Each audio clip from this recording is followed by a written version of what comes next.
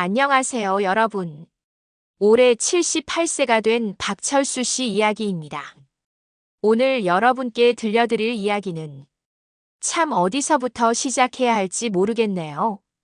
제가 지난 6개월 동안 경험했던 일들을 말이죠. 처음엔 그저 평범한 실버타운 이야기라고 생각하실 수도 있겠지만 들어보시면 아마 여러분도 많은 생각이 드실 겁니다. 2024년 3월 15일, 그날을 잊을 수가 없습니다. 아버지, 이제 정말 편히 지내세요. 아들 민호가 제 손을 꼭 잡고 말했을 때 저는 가슴이 뜨거워지는 걸 느꼈습니다. 50살이 넘은 아들이지만 제게는 여전히 어린 시절 업어주던 그 작은 녀석 같거든요. 월 200만 원. 솔직히 말씀드리면 처음엔 부담스러웠습니다. 평생 검소하게 살아온 저에게는 상당한 금액이었거든요. 하지만 아들이 아버지, 어머니 돌아가신 후에 혼자 계시는 거 보면 제가 더 마음 아파요. 이곳은 정말 좋은 곳이에요. 한 번만 가보세요. 그렇게 해서 발을 들여놓게 된 곳이 바로 힐사이드 프리미엄 실버타운이었습니다.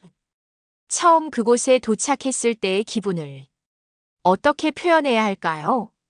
호텔 로비 같은 웅장한 입구, 반짝이는 대리석 바닥, 그리고 따뜻하게 맞아주시는 직원들. 마치 고급 리조트에 온 것 같았습니다. 박철수 어르신 환영합니다. 안내 담당자분이 환한 미소로 맞아주시더군요. 그 순간 저는 이런 생각이 들었습니다. 아, 이제 정말 새로운 인생이 시작되는구나. 제가 배정받은 곳은 15평 규모의 원룸이었습니다. 문을 열고 들어가는 순간 참말로 다 할 수 없을 만큼 깨끗하고 정돈되어 있었어요. 넓은 창문으로 보이는 정원 풍경, 최신식 가전제품들, 그리고 침대 위에 가지런히 놓여진 환영 선물들. 하지만 그 순간 문득 아내 생각이 났습니다. 여보, 당신이 봤으면 얼마나 좋아했을까. 45년을 함께한 아내 영순이가 3년 전에 먼저 세상을 떠났거든요. 이런 좋은 곳에서 함께 지낼 수 있었다면. 그런 아쉬움이 밀려왔습니다. 어르신, 식사 시간이에요. 첫날 저녁 식당에 내려갔을 때의 광경은 정말 장관이었습니다. 5성급 호텔 뷔페 같은 음식들이 가득했거든요. 한우 스테이크, 자연산회, 유기농 샐러드, 수제 디저트. 평생 이런 호화로운 식사를 매일 할 수 있다니 꿈만 같았습니다. 옆 테이블에 앉으신 할머니가 말씀하시더군요. 여기 음식은 정말 최고예요. 월 200만 원이 전혀 아깝지 않아요. 그 말을 들으니 마음이 한결 가벼워졌습니다. 아, 내가 제대로 된 선택을 한 것 같다. 그날 밤 혼자 방에 누워 생각해봤습니다. 창밖으로 보이는 아름다운 정원에는 은은한 조명이 켜져 있었고 멀리서 들려오는 클래식 음악이 마음을 평온하게 해주었어요. 이제 진짜 여생을 편안하게 보낼 수 있겠구나. 24시간 의료진 상주, 다양한 문화 프로그램, 청소와 빨래 서비스, 그리고 같은 연배의 친구들. 아들에게 고마운 마음이 가득했습니다. 민호야, 정말 고맙다. 아버지를 이렇게 좋은 곳에. 다음 날 아침, 새로운 일상이 시작되었습니다. 오전 7시 기상, 8시 조식, 9시 라디오 체조. 마치 수련원 같은 규칙적인 생활이었지만 전혀 부담스럽지 않았어요. 박철수 어르신, 오늘 오리엔테이션에 참석하실 거죠? 직원분이 친절하게 안내해 주시더군요. 오리엔테이션에서 만난 다른 입주민분들. 모두들 저와 비슷한 상황이셨어요. 자식들이 모셔다 드린 분들, 혼자 결정하고 오신 분들. 각자의 사연은 달랐지만 모두가 새로운 시작을 꿈꾸고 계셨어요. 여기서는 정말 왕처럼 살 수 있어요. 며칠이 지나면서 다른 입주민분들과 친해졌습니다. 이분들 말씀을 들어보니 모두들 만족하고 계시더라고요. 손자, 손녀들이 놀러 오면 얼마나 자랑스러워 하는지 몰라요. 여기 의료진 수준이 웬만한 대학병원보다 좋아요. 매주 문화 공연도 있고 요리교실, 서예교실. 할 게 너무 많아서 시간이 모자라요. 그 말들을 들으니 정말 제대로 된 곳에 왔다는 확신이 들었습니다. 그런데 이상한 일들이 조금씩 보이기 시작했어요. 아주 사소한 것들이었습니다. 처음에는 그냥 넘어갈 수 있는 정도에. 예를 들면 어떤 할머니가 갑자기 사라지셨는데 직원들은 가족이 데리러 오셨어요 라고만 말씀하시더군요. 인사할 시간도 없이 말이죠. 또 어떤 할아버지는 며칠째 식당에서 보이지 않는데 몸이 안 좋으셔서 방에서 드세요 라고 하더라고요. 하지만 그땐 뭐 그럴 수도 있지라고 생각했습니다. 나이 드신 분들이니까 갑작스럽게 몸이 안 좋아질 수도 있는 거고. 한 달이 지나고 두 달이 지나면서 저는 이곳의 일상에 완전히 적응했습니다. 규칙적인 식사, 다양한 프로그램 참여, 새로운 친구들과의 대화. 정말 천국 같았어요. 아들이 면회 올 때마다 이런 말을 했습니다. 아버지, 여기 오시길 정말 잘하셨어요. 표정이 훨씬 밝아지셨어요. 맞았습니다. 아내를 잃고 혼자 지내던 우울함이 많이 사라졌거든요. 하지만 여러분, 세상에는 공짜가 없다는 말이 있잖아요. 처음 3개월 동안은 정말 완벽했습니다. 불만할 게 하나도 없었어요. 그런데 4번째 달이 되면서부터 조금씩, 아주 조금씩 변화가 생기기 시작했습니다. 처음에는 느끼지 못했어요. 너무나 자연스럽게, 너무나 천천히 변해가니까. 박철수 어르신, 혹시 어디 아프신 데는 없으세요? 어느 날 간호사분이 갑자기 물어보시더군요. 아니요, 건강해요. 왜요? 아, 그냥. 정기검진 때가 되어서요. 그렇게 시작된 건강검진들. 처음엔 당연한 서비스라고 생각했습니다. 프리미엄 실버타운이니까 건강관리를 철저히 해주는 거겠지 싶어서요. 그때까지만 해도 저는 몰랐습니다. 이 모든 게 시작일 뿐이라는 걸.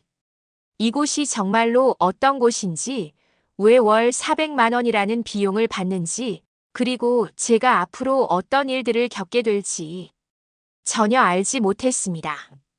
처음 3개월은 정말 천국이었습니다. 매일 아침 일어나면 창밖으로 보이는 아름다운 정원, 정성스럽게 차려진 조식, 그리고 항상 환한 미소로 인사해 주시는 직원분들. 박철수 어르신, 오늘 컨디션은 어떠세요?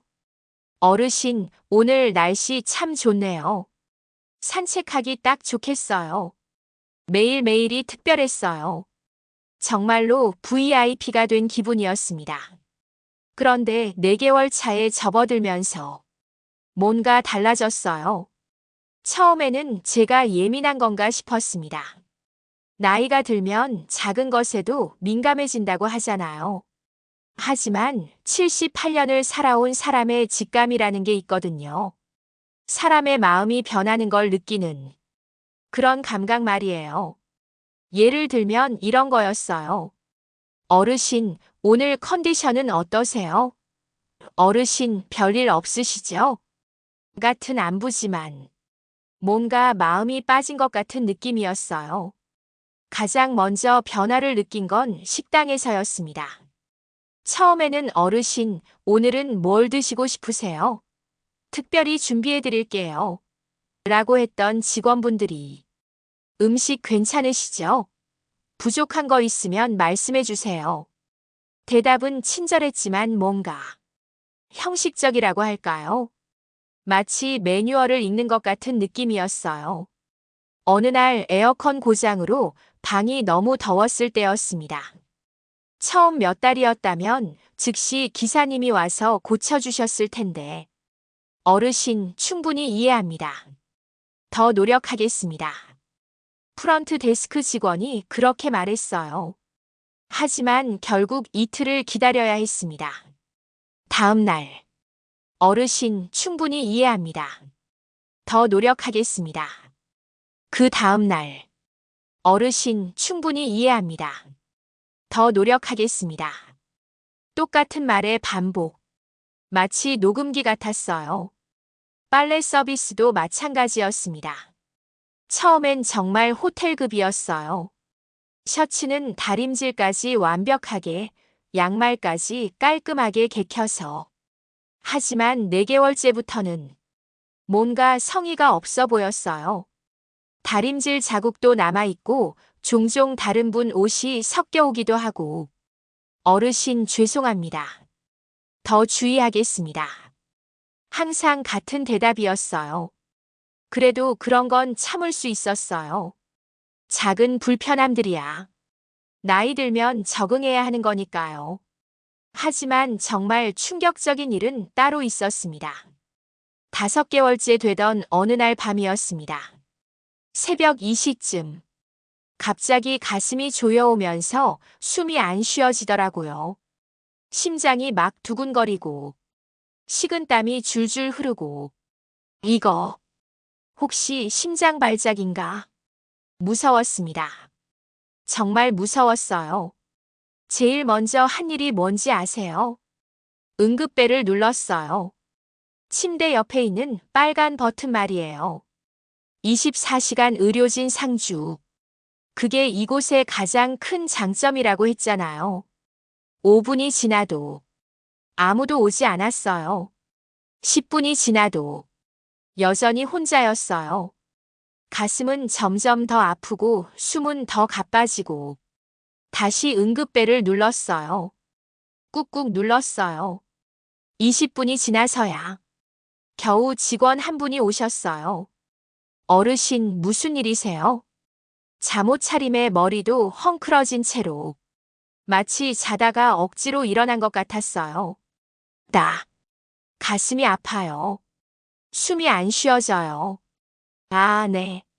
그럼, 혈압 한번 재보죠. 혈압계도 제대로 안 가져오셔서 방에서 가지러 다시 가시고. 그 사이에 저는 스스로 119에 전화했어요. 24시간 케어라고 했는데 이게 뭔가 속이 너무 답답했어요. 아프기도 아픈데 배신감까지. 119 아저씨들이 오셔서 응급처치해 주시고 병원으로 모셔다 주셨어요. 다행히 심각한 건 아니었지만 부정맥이라고 하더군요. 다음 날 아침 돌아왔을 때 정말 가관이었어요. 관리소장님이 직접 찾아오셨더라고요. 어르신 정말 죄송합니다. 어제 야간 근무자가 실수가 있었습니다. 앞으로는 절대 이런 일이 없도록 하겠습니다. 어르신께서 편안히 지내실 수 있도록 더욱 노력하겠습니다. 또 그 말이에요. 더욱 노력하겠습니다. 그때 깨달았어요. 이분들한테는 매뉴얼이 있구나. 어떤 상황에서든 쓸 수 있는 만능 사과문이. 마음이 담긴 사과가 아니라 그냥 업무 처리용 사과였어요. 그 일 이후로 모든 게 달라 보이기 시작했어요. 어르신, 오늘 기분 어떠세요? 어서 대답해서 업무 끝내고 싶다는 표정. 어르신, 불편한 점 있으시면 언제든 말씀해 주세요. 제발 불편하다고 말하지 마세요라는 속마음. 예를 들면 이런 거예요. 어느 날 화장실 변기가 막혔어요. 아, 네. 확인해 보겠습니다. 하지만 며칠을 기다려도 소식이 없어서 다시 연락했더니 어르신 충분히 이해합니다. 더 노력하겠습니다. 내일 오전에 기사님이 가실 예정입니다. 다음 날. 어르신 죄송합니다. 기사님이 다른 급한 일이 있으셔서 내일 꼭 가겠습니다. 그 다음 날. 어르신 정말 죄송합니다. 내일은 정말 꼭.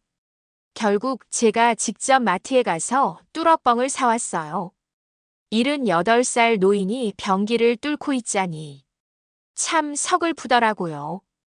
월 400만 원을 내고 내가 뭘 하고 있는 거지? 그때부터 다른 입주민분들과도 이야기해봤어요. 요즘 서비스가 예전 같지 않죠? 맞아요. 처음에는 정말 좋았는데 우리만 그런 게 아니었구나. 모든 분들이 비슷한 경험을 하고 계시더라고요. 김할아버지는 이런 말씀을 하시더군요. 박철수 씨, 허니문 기간이라는 게 있어요. 처음 3개월은 VIP 대접해주다가 그 다음부터는 뭐 그냥 일반 고객 취급이죠. 우리가 어딜 가겠어요?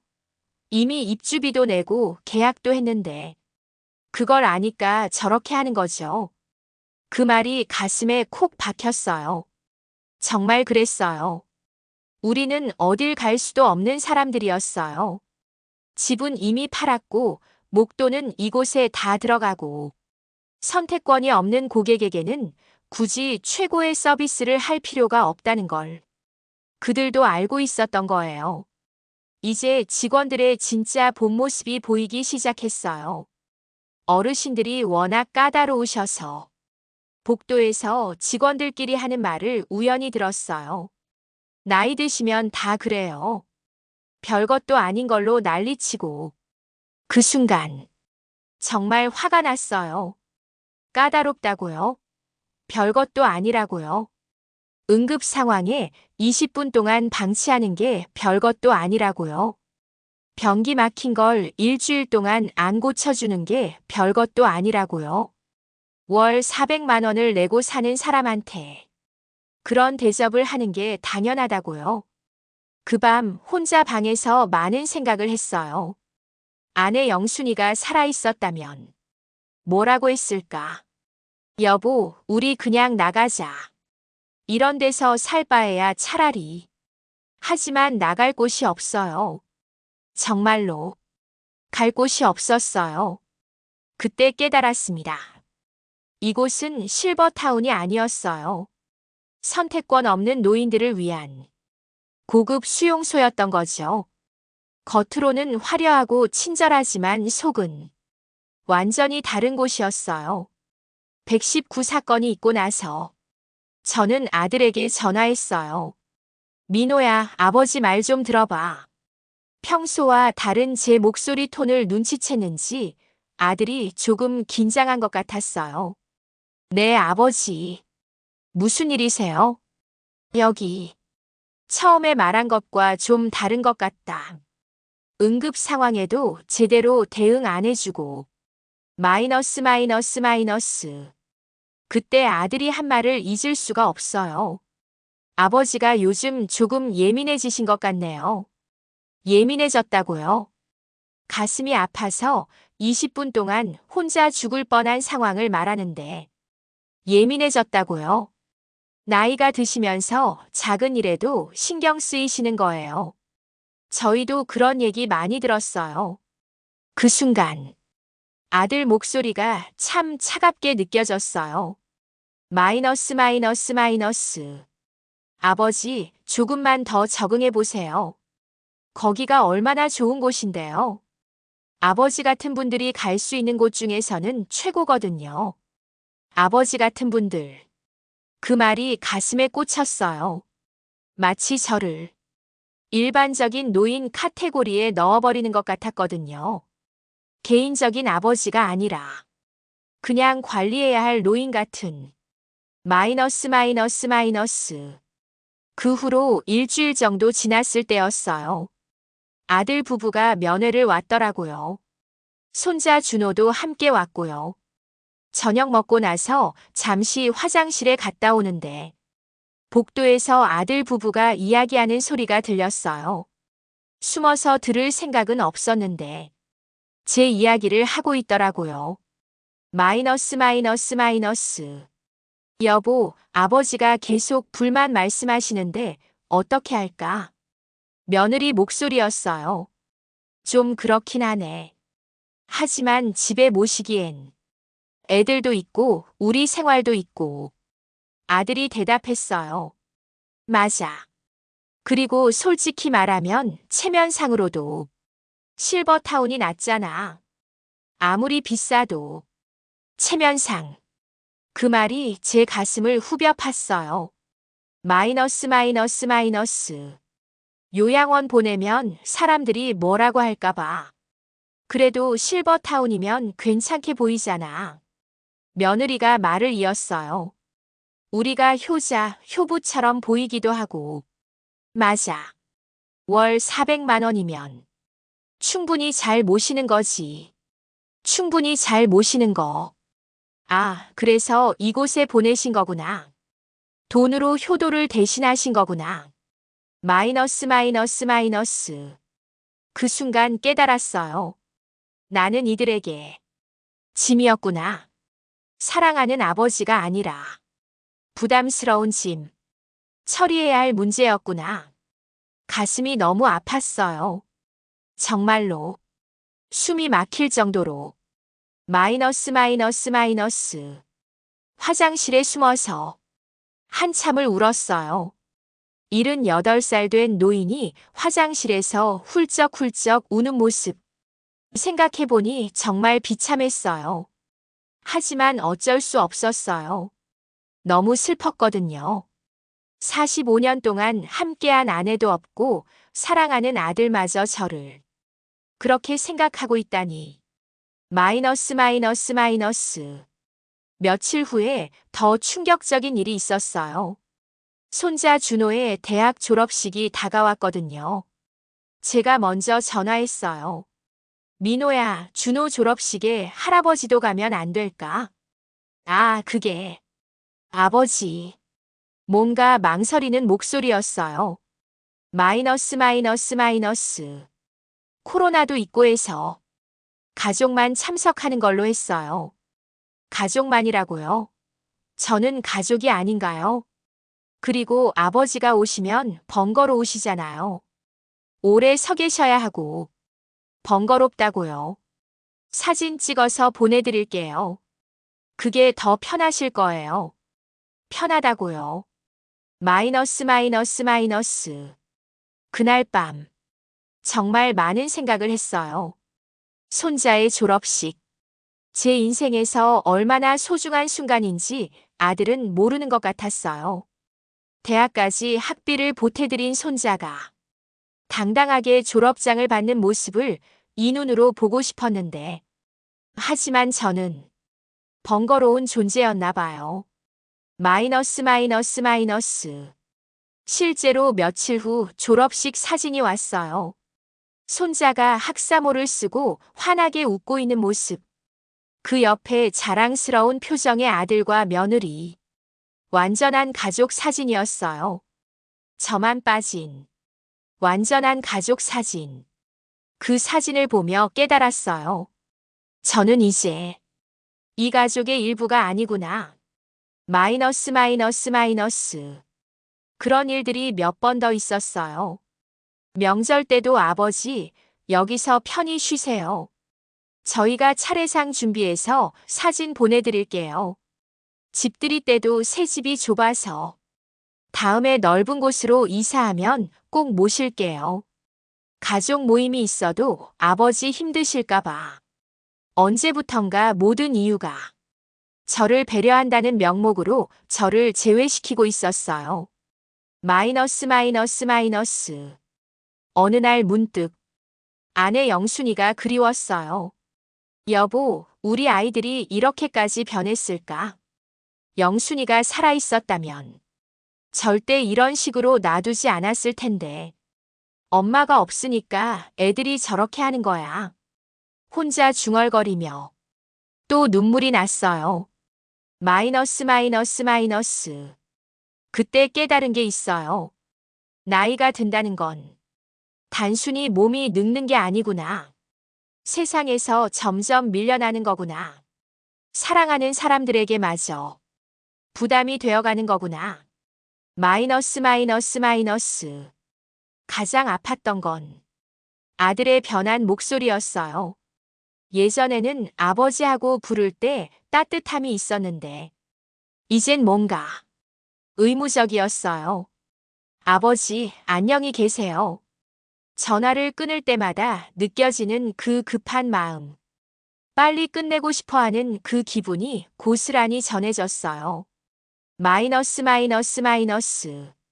실버타운에서 만난 다른 어르신들과 이야기해보니 모두들 비슷한 경험을 하고 계시더라고요. 우리 딸이 처음엔 매일 안부 전화했는데 이젠 일주일에 한 번도. 아들이 체면상 좋은 곳에 모셔다 놨으니 이제 의무는 다했다고 생각하는 것 같아요. 손자들은 할아버지가 어디 사는지도 모르더라고요. 마이너스 마이너스 마이너스. 우리는 모두 버려진 거였어요. 아름답게 포장된 곳에 정중하게 격리된 거였어요. 월 400만 원이라는 비싼 값을 치르며 자식들의 죄책감을 덜어준 거였고요. 마이너스 마이너스 마이너스. 그날 밤 아내 영순이의 마지막 말이 생각났어요.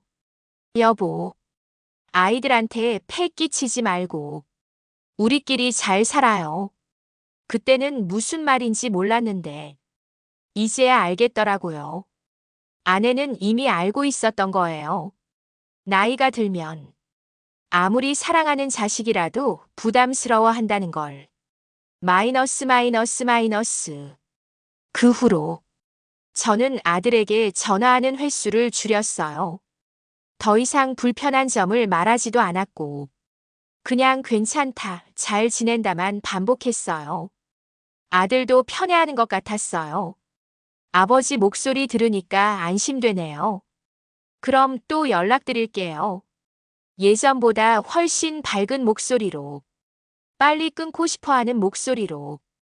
마이너스 마이너스 마이너스. 여러분도 언젠가는 이런 날이 올지도 몰라요. 자식들에게 사랑받던 부모에서 부담스러운 존재로 바뀌는 날. 정성스럽게 키워준 아이들이 체면 때문에 비싼 곳에 모셔다 놓고는 의무를 다했다고 생각하는 날. 그날이 되면 여러분도 알게 될 거예요. 마이너스 마이너스 마이너스. 혈육이라는 게 때로는 가장 잔인할 수 있다는 걸. 사랑한다고 하면서도 실제로는 짐으로 여긴다는 걸. 그리고 그 사실을 알게 되는 순간에 그 절망감을 78년을 살아오면서 가장 외로웠던 순간이었어요. 그렇게 절망에 빠져 지내던 어느 날이었어요. 식당에서 혼자 앉아 있는데 옆 테이블에 할머니가 말을 걸어오셨어요. 박철수 어르신 맞죠? 요즘 좀 힘들어 보이세요. 이영의 할머니였어요. 82살인데도 정신이 정말 또렷하신 분이었거든요. 아, 네, 좀 그래요. 저도 그래요. 여기 좀 이상하죠? 그 한마디에 뭔가 마음이 열렸어요. 이영희 할머니는 전직 간호사셨어요. 40년 동안 대학병원에서 일하셨다더군요. 박철수 어르신, 제가 의료진이었으니까 눈에 보이는 게 있어요. 여기 의료진 수준 정말 엉망이에요. 24시간 상주한다면서 실제로는 야간에 간호사가 아예 없을 때가 많아요. 할머니의 전문적인 지적이 제 의심을 확신으로 바꿔주었어요. 그리고 이상한 약들을 자꾸 주려고 해요. 이영의 할머니가 조심스럽게 말씀하셨어요. 수면제라고 하면서 하루 종일 멍하게 만드는 약들을요. 저는 간호사니까 거부했지만 다른 분들은 모르고 드실 거예요. 약으로 얌전하게 만들어 놓고 관리하기 쉽게 하려는 거죠. 그 말을 들으니 소름이 돋았어요. 그때 예상치 못한 도움의 손길이 나타났어요. 젊은 사회복지사 김민지 씨였어요. 25살 정도로 보이는 씩씩한 아가씨였는데 할아버지, 할머니, 혹시 시간 있으시면 잠깐 이야기할 수 있을까요? 조심스럽게 접근해 오더라고요. 저, 이곳 상황을 알고 있어요. 도움을 드리고 싶어서. 민지 씨는 정말 용감한 아이였어요. 저희가 내부에서 본 것들 정말 문제가 많아요. 하지만 혼자서는 어떻게 할 수가 없어서 어르신들의 도움이 필요해요. 그 순간 가슴이 뜨거워졌어요. 내가 혼자가 아니구나. 이 젊은 아이가 우리를 도우려고 하는구나. 며칠 후 간병사 최수진 씨도 합류했어요. 35살의 싱글맘이었는데 이곳에서 일하면서 너무 많은 걸 봤다고 하더라고요. 어르신들, 정말 죄송해요. 저희가 제대로 못 도와드려서. 하지만 이제 더 이상 가만히 있을 수가 없어요. 눈물을 글썽이며 말하는 수진 씨를 보니 세상에는 아직 착한 사람들이 있다는 걸 느꼈어요. 어르신들, 우리에게 권리가 있다는 걸 아세요? 민지 씨가 가져온 자료들을 보여주며 말했어요. 국민신문고라는 게 있어요. 온라인으로 신고할 수 있어요. 노인보호 전문 기관도 있고요. 전화 한 통이면 조사 나와요. 그리고 시설 운영 기준이라는 게 있어요. 지키지 않으면 처벌받아요. 처음 알았어요. 우리에게도 권리가 있다는 걸. 그동안 저는 그냥 참고 살아야 한다고 생각했어요. 돈 내고 들어온 곳이니까 불평하면 안 된다고 생각했고요. 하지만 아니었어요. 우리도 정당한 서비스를 받을 권리가 있었던 거예요. 증거가 필요해요. 수진 씨가 진지하게 말했어요. 말로만 하면 어르신들이 예민해서 이렇게 넘어가 버려요. 확실한 증거가 있어야 해요. 그래서 우리는 비밀 작전을 시작했어요. 78살, 82살, 25살, 35살. 별난 조합의 팀이었죠. 며칠 후 밤 11시. 심야 주차장에서 만났어요. 마치 영화 같았어요. 78살 할아버지가 스파이 영화의 주인공이 된 기분이었거든요. 할아버지, 이거 받아주세요. 민지 씨가 조심스럽게 봉투를 건네주었어요. 야간 근무 스케줄이에요. 실제로는 의료진이 없는 시간대가 이렇게 많아요. 봉투 안에는 정말 충격적인 자료들이 들어있었어요. 야간 시간대 의료진 공백 현황, 법정 인력 기준 대비 실제 배치 현황, 입주민 대비 간호사 비율. 모든 게 기준에 못 미쳤어요. 24시간 의료진 상주라고 광고했지만 실제로는 밤 12시부터 오전 6시까지는 경비원만 있는 날이 대부분이었어요. 이거 완전히 사기잖아요. 이영의 할머니가 자료를 보며 분노했어요. 법으로 정해진 간병사 숫자의 절반도 안 되네요. 그럼 제대로 케어받을 수가 없죠. 전문가의 눈으로 본 할머니의 분석은 정확했어요. 수진 씨가 더 충격적인 이야기를 해주었어요. 어르신들, 사실은 더 심각한 문제가 있어요. 약물 관리도 엉망이에요. 의사 처방 없이 수면제 주는 경우도 있고, 그리고 어르신들이 응급실 가시면 오히려 귀찮아해요. 병원비 부담도 되고 문제 생겼다고 소문날까봐. 그 순간 깨달았어요. 내가 겪었던 모든 일들이 우연이 아니었구나. 시스템적으로, 계획적으로 우리를 소홀히 대했던 거구나. 그리고 우리가 참고 지내기를 바라고 있었던 거구나. 할아버지, 할머니, 이제 행동할 때예요. 민지 씨의 눈빛이 반짝였어요. 혼자서는 안 되지만 같이 하면 할 수 있어요. 저희가 도와드릴게요. 끝까지. 그 말을 듣는 순간 가슴이 뜨거워졌어요. 세상에는 아직 우리 같은 노인들을 진심으로 걱정해주는 사람들이 있었어요. 이익 때문이 아니라 정말로 옳고 그름 때문에 행동하는 사람들이 나이도 다르고 처지도 다르지만 같은 마음으로 뭉친 사람들이 우리 한번 해봅시다. 이영의 할머니가 주먹을 꽉 쥐며 말씀하셨어요. 78년, 82년을 산 사람들이 이 정도로 당하고만 있을 수는 없잖아요. 그렇게 해서 우리의 작은 저항이 시작되었습니다. 그날 밤부터 모든 게 달라졌어요. 절망이 희망으로, 외로움이 연대로, 개인의 한탄이 함께하는 행동으로 비로소 알았어요. 나이가 들어도 우리에게는 아직 할 수 있는 일이 있다는 걸, 포기하지 않으면 변화시킬 수 있다는 걸, 증거를 모으고 나서 이제 본격적으로 시작할 때가 됐어요. 이영의 할머니가 말씀하셨어요. 박철수 어르신, 우리 이제 제대로 해봅시다. 78년, 82년을 산 사람들이 마지막까지 당하고만 살 순 없잖아요. 그 말에 힘을 얻어 첫 번째 신고를 했어요. 구청 노인복지과에 전화를 걸었어요. 안녕하세요. 힐사이드 프리미엄 실버타운에 거주하는 박철수라고 합니다. 월 400만 원이나 내고 이런 대우를 받아야 하나요? 담당 공무원이 심각하게 들어주더라고요. 어르신, 구체적으로 어떤 문제가 있으신지 말씀해 주시겠어요? 하나하나 설명했어요. 야간 의료진 부재, 응급 상황, 20분 방치, 법정 인력 기준 미달, 승인되지 않은 약물 투여. 이건 심각한 문제네요. 즉시 조사에 들어가겠습니다. 어르신, 혹시 증거 자료가 있으시면? 네, 있습니다.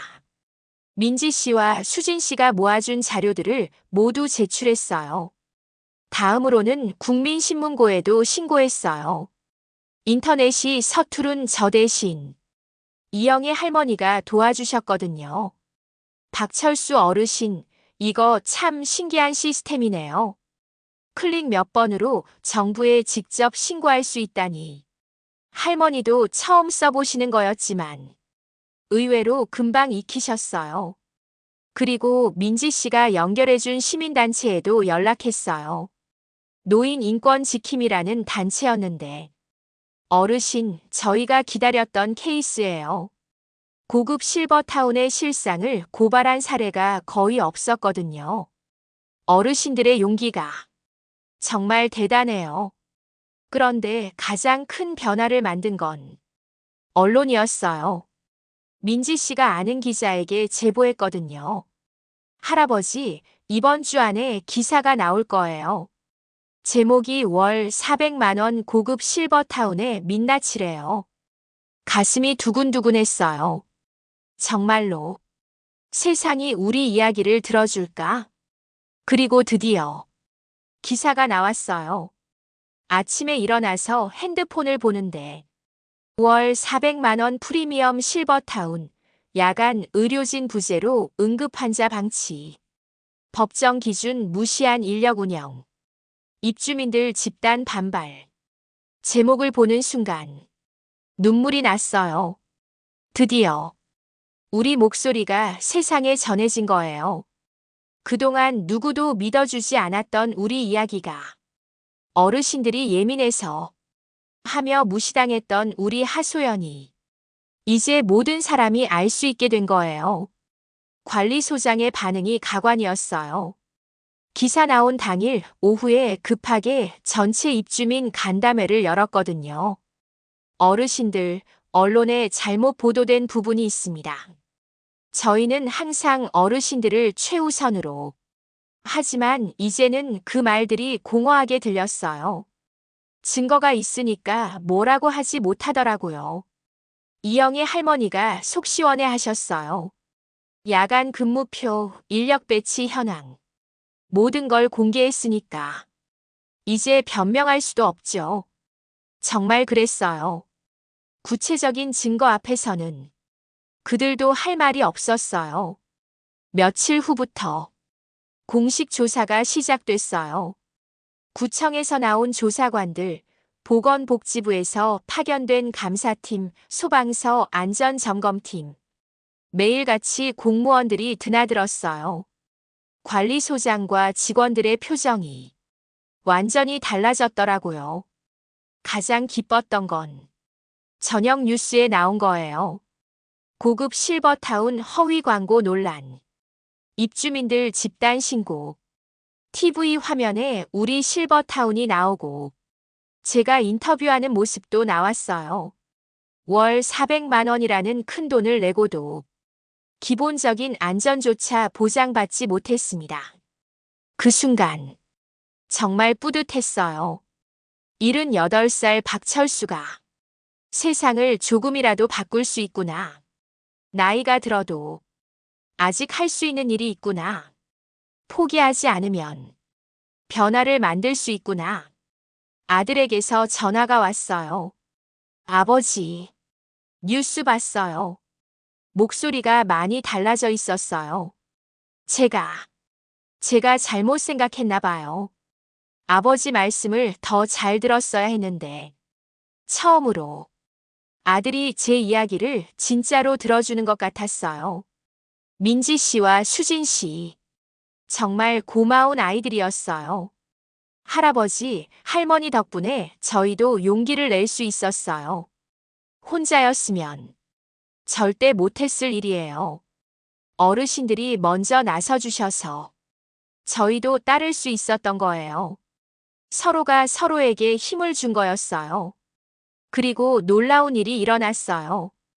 다른 실버타운 입주민들에게서도 연락이 오기 시작한 거예요. 저희도 비슷한 일을 겪고 있어요. 박철수 어르신처럼 저희도 할 수 있을까요? 우리의 작은 목소리가 더 큰 목소리가 되어가고 있었어요. 가장 감동적이었던 건 수진 씨의 말이었어요.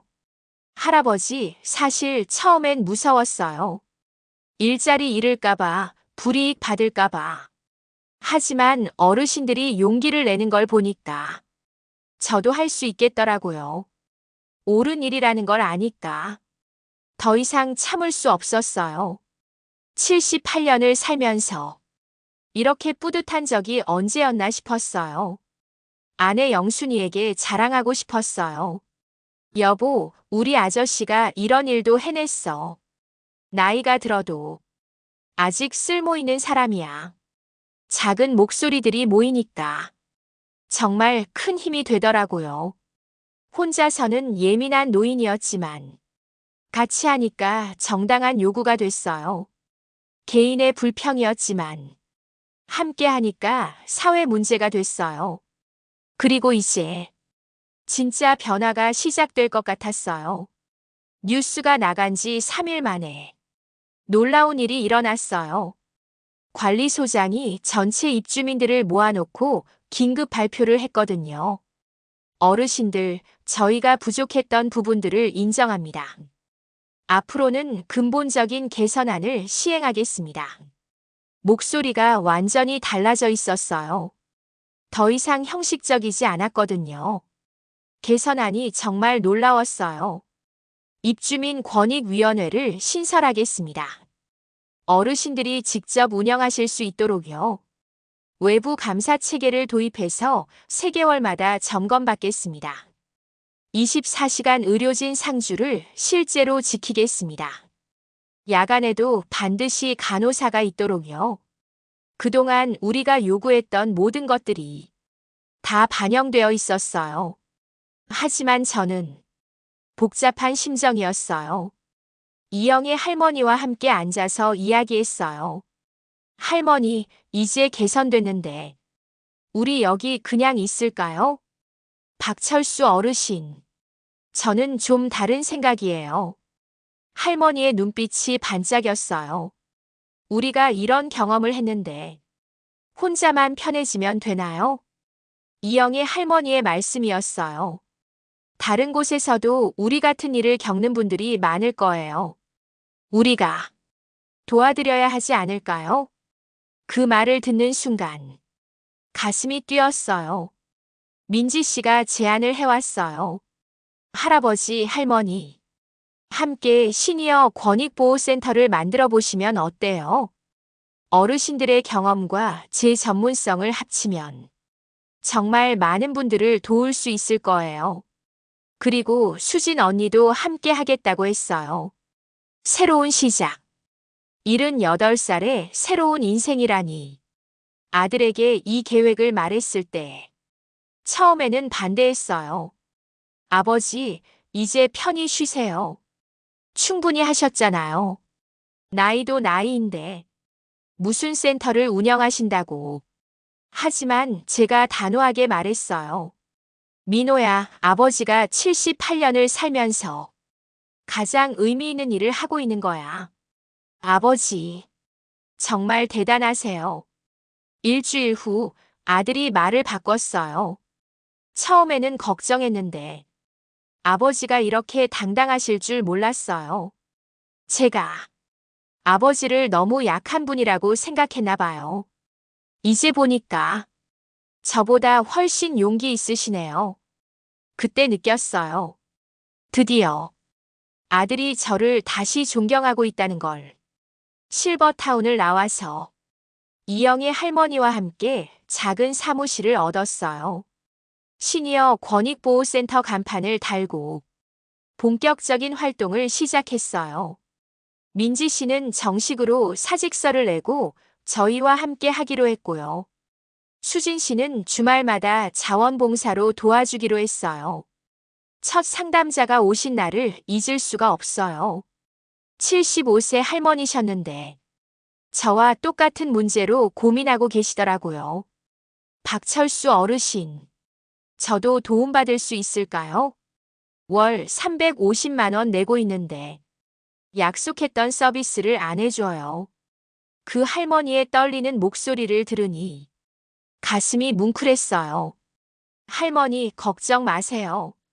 저희가 도와드릴게요. 이영의 할머니가 그분의 손을 꼭 잡았어요. 우리도 같은 경험을 했거든요. 혼자가 아니에요. 민지 씨는 즉시 관련 법령을 찾아보고 신고 절차를 안내해드렸어요. 한 달 후, 그 할머니 문제가 해결됐다는 소식을 들었어요.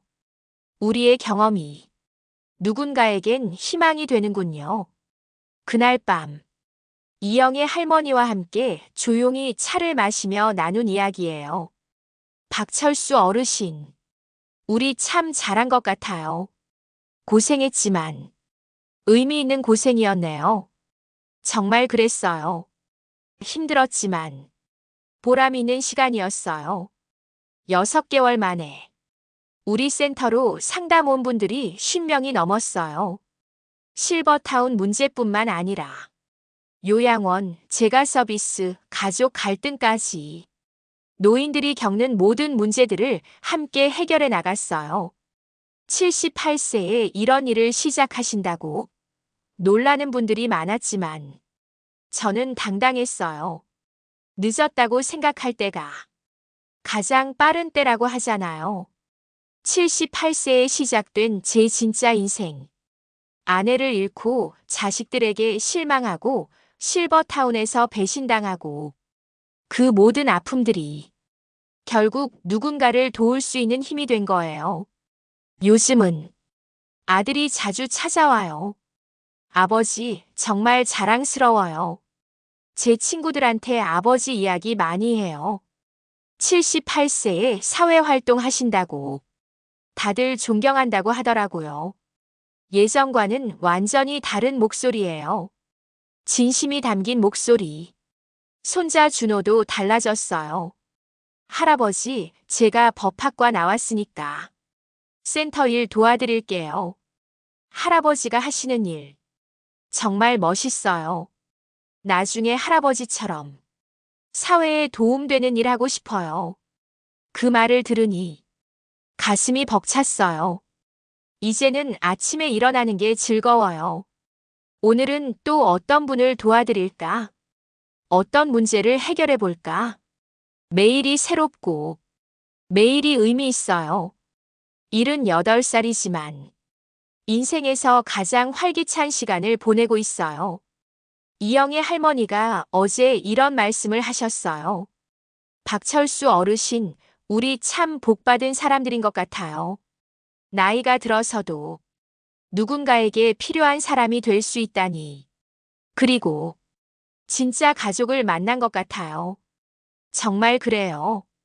혈육보다 더 진한 진짜 가족을 만났어요.